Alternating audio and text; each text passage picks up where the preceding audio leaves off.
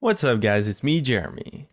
Adding characters into the game that have already existed in the lore for a long time is not uncommon in the League of Legends universe, and as such, there's quite a few characters that stick out and peculiar as having a lot of potential to be released as champions in the future. And although I do pay attention to the lore a pretty decent amount, I'm definitely no expert. So to help me with this list, I've brought in someone who is, my man, Necrit. Hello everyone and welcome! My name is Necrit and today I'm here as Jeremy's sidekick. But when I'm not a sidekick, I talk about the lore of the League of Legends universe on my own channel. So if you'd like to see more videos similar to this one, feel absolutely free to check it out. As well, if you guys enjoyed the video, hit that like button, and if you don't, please hit the dislike. Anyways, let's get started.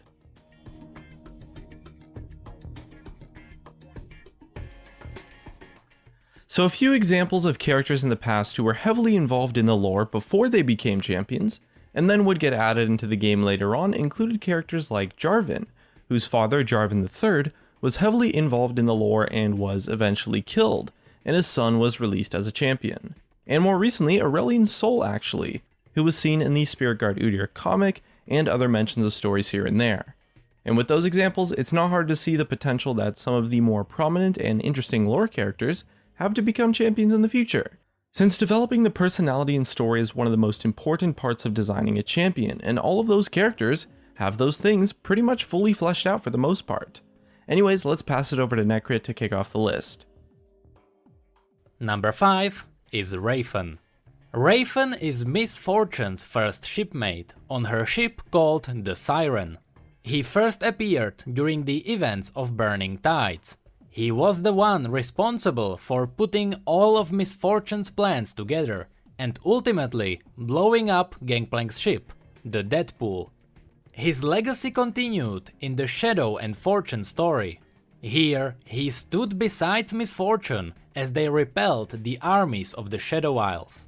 He often questioned her decisions and offered his own solutions, revealing that Raven is very smart and experienced in combat. He is the master of stealth and thievery. His ability to blend into crowds and disappear into shadows is the reason Miss Fortune uses him as her main source of information.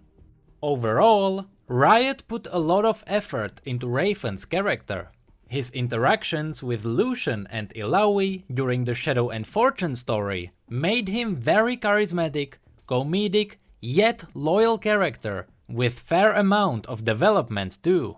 This may be a solid hint that Riot is planning on using him as a separate champion in the future. Number 4 is the Gambler of the River.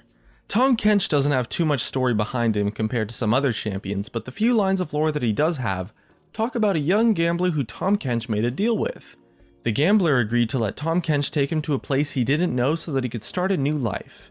The agreed price was a meal that would satisfy Tahm Kench when the time came. Years passed and the gambler found his love. Unfortunately for him, that time with Tahm Kench came at the worst possible moment. He emerged during the gambler's wedding and started eating gifts, gold, even the house, but nothing could satisfy him. The bride was the meal that finally stopped his hunger. As for his development as a character, Riot has confirmed that the gambler is not Twisted Fate, and it's likely that Riot wants to have a few windows open in case they would want to connect their new champions with currently existing lore, which might have us see the gambler potentially become a champion in the future. Number 3 is Professor Stanwyck. Stanwyck is a character that played major role in the lore of multiple champions, the main two being Blitzcrank and Victor. Both Stanwyck and Victor attended Zone's College of Techmaturgy, where together with other scientists under the lead of Victor, they constructed Blitzcrank. Victor was shocked when he found out that Stanwyck stole all the credit for developing Blitzcrank and later even used the same research to revive Urgot. One could almost say that Stanwyck was the reason why Victor turned into a bad guy. He fell into deep depression and started working on the Glorious Evolution project, locked away from outside world, so that no one could ever steal his work again. Professor Stanwyck is not the greatest fighter, but neither was Victor in the lore, so I am sure Riot could easily turn him into a champion with a little bit more development.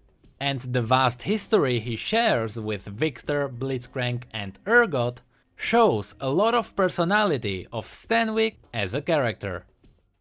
Number 2 is the Ruined King.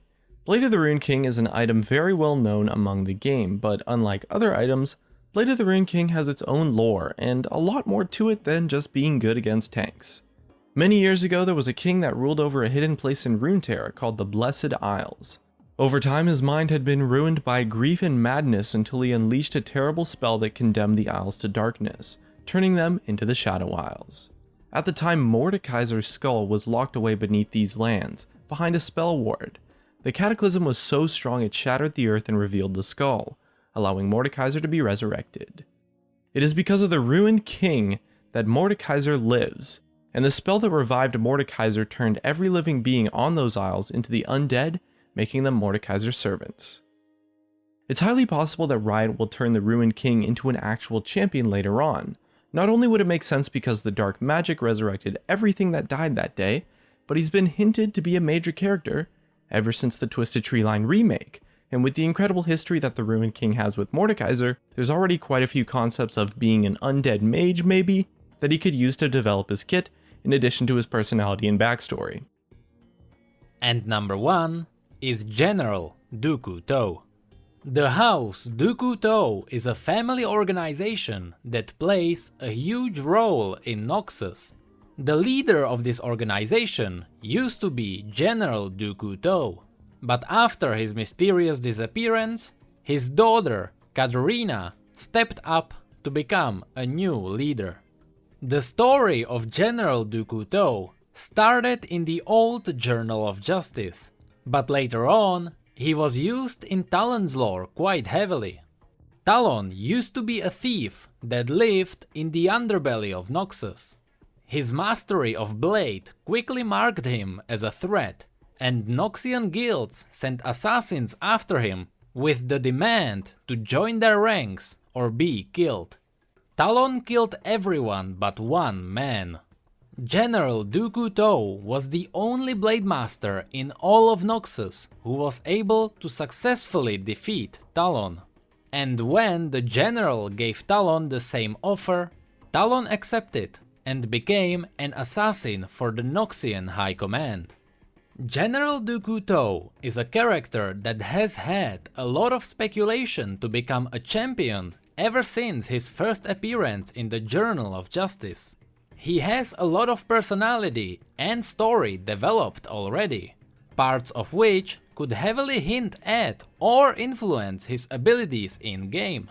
And we are definitely looking forward to if that day comes. And that wraps up the list. Mega thanks to Necrit for helping me with the video today. It definitely wouldn't have been possible without him. He does a lot of similar lore videos on his channel, so if you enjoyed the video, or maybe you're just like me and you enjoy his voice, definitely check him out and I'm sure you'll find some cool stuff. Either way, thanks for watching and I'll see you guys next time.